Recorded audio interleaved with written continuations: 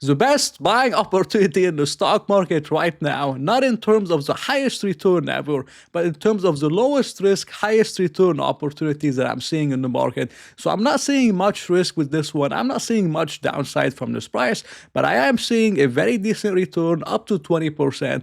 Over the next 12 months, it could happen in a much shorter time frame. Last time it happened in 4 months. It could happen again. I don't know. But it's a very good opportunity that I'm trying to talk about.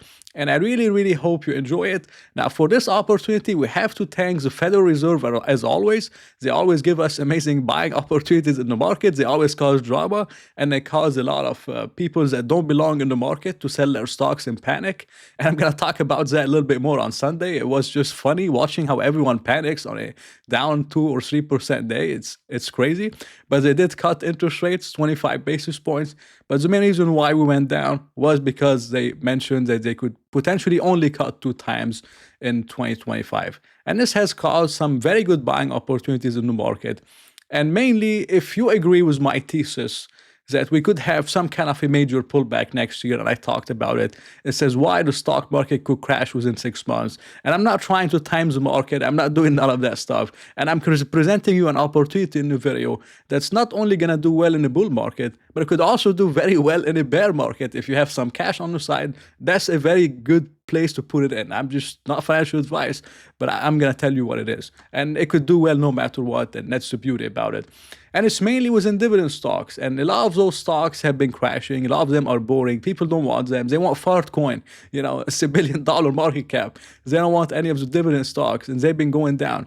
The main problem with the dividend stocks right now, a lot of the legacy, blue chip stocks, is a lot of them are facing unknown risks from the new administration, the new health secretary. He wants to change a lot of things. If he gets through the Senate, he wants to change a lot of things, and it could cause some damage to those companies, potential lawsuits, maybe even changing ingredients, which could lower their margins. It's just a lot of unknown stuff, and the market hates uncertainty. But there's some dividend stocks that won't be affected by this one, and it's mainly REITs, and it's mainly realty income. Realty income remains my favorite dividend stock at this price. I'm going to talk about another one, but the main one is realty income. It's down close to 8% on the month. Now it's 8%. It's going down more, and it could go down even maybe a little bit more over here. But it's presenting an amazing, amazing opportunity. I used to own the stock. I might buy it again soon. I share what I do in my group. This is the link if you're interested. But realty income has been growing their dividend for over 30 years.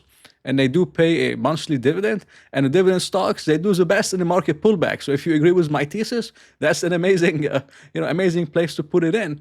Especially as realty income is yielding much higher than the Fed funds rate, and it's going to yield even more if they continue lowering the Fed funds rate, and realty income continues increasing the dividend. So I'm just seeing an amazing opportunity, and I don't believe it's going to last too long. But the main, thing that people have against realty income is that it's getting too big and it's not going to keep growing forever. But if you look at their AFFO per share growth, when it was a $3 billion market cap, it was much lower than when it was a $32 billion market cap. It's crazy because the company expanded. They started buying assets in Europe. They expanded in data centers. This is how they expanded their TAM from like 2.6 trillion to $13.9 trillion. They were only industrial. Then they went international. Then they went in gaming. I believe they bought a piece of the Bellagio in Las Vegas. I think it was the Bellagio. And then they got into data centers and acquiring other data center public companies and made different things. So the company is expanding $14 trillion almost total addressable market. This is huge. In terms of their tenants, Zero has the best tenants ever. I'm just being honest. I'm not a big fan of Dollar General. It's always going to be here.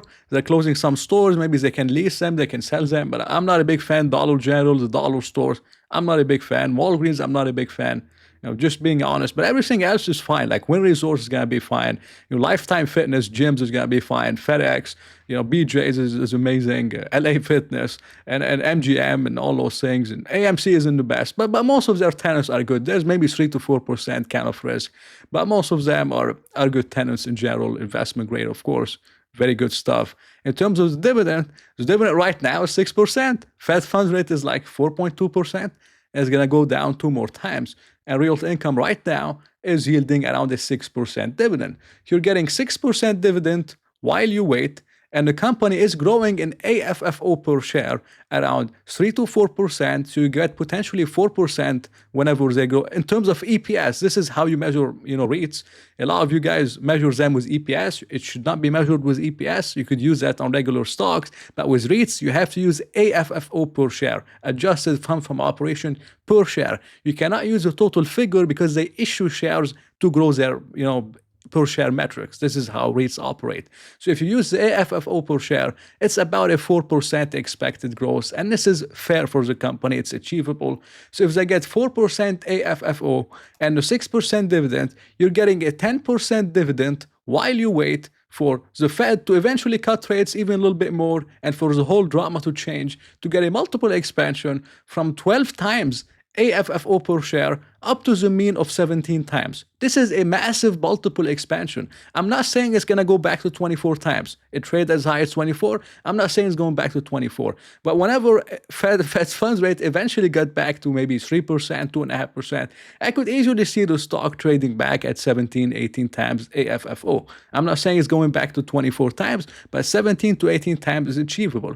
So you're getting paid around a 10% total return while you wait for a multiple expansion to make even more on the way up. So to me, that sounds like an amazing value proposition for someone that has a lot of cash. You keep the cash on the side. It traded as low as 11.4 times, and that was only in March 2020, and now it's trading at 12 times. So to me, Realty Income as a risk-reward setup, it's presenting an amazing buying opportunity. I'm not sure how much lower it could go, maybe $48. Maybe that's possible. I mean, that would be like a 6.5% dividend. I don't believe it's getting any worse than that. I don't believe the Fed is raising rates. And I don't believe the Fed is pausing. The Fed will likely keep lowering rates, especially the new administrations. They want much lower interest rates. So it's going to be interesting to see what happens. But in terms of the setup in general, you're getting paid 10% total while you wait for a multiple expansion from 12 times back to 17, 18 times.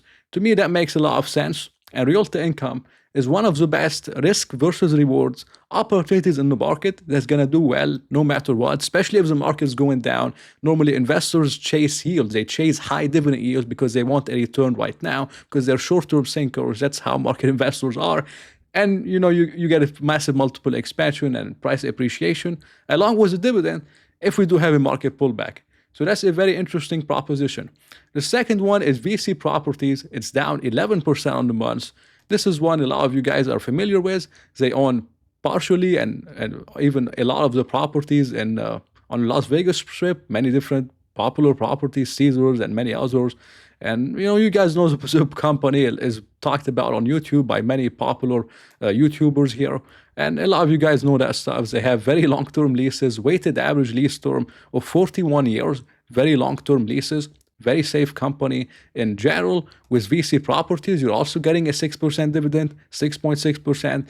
With AFFO per share growth, it's kind of the same thing, but it fluctuates a little bit more. It's between 5% to 11 to 2% to 4%.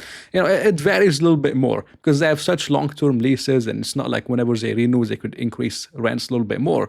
So that's the main drawback of VC, but they are growing 3 to 4%. So you could also potentially get a 10% yield on it. But the main difference between VC and Realty Income is, Realty Income has historically traded at a premium to VC. And I'm not sure where VC could trade that if we do have I would say a Fed funds rate normalization back to 2.5%, 3%.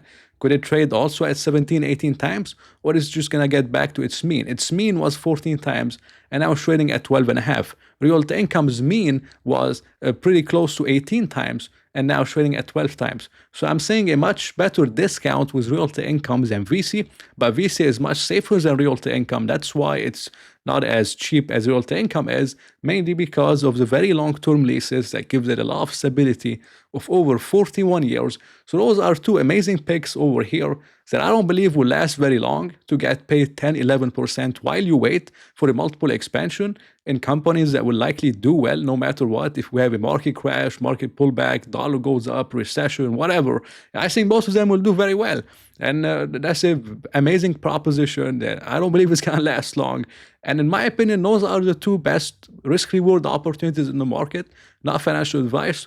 I hope you enjoyed it. If you did, please press the like button and maybe consider subscribing. So I'll talk to you in another video.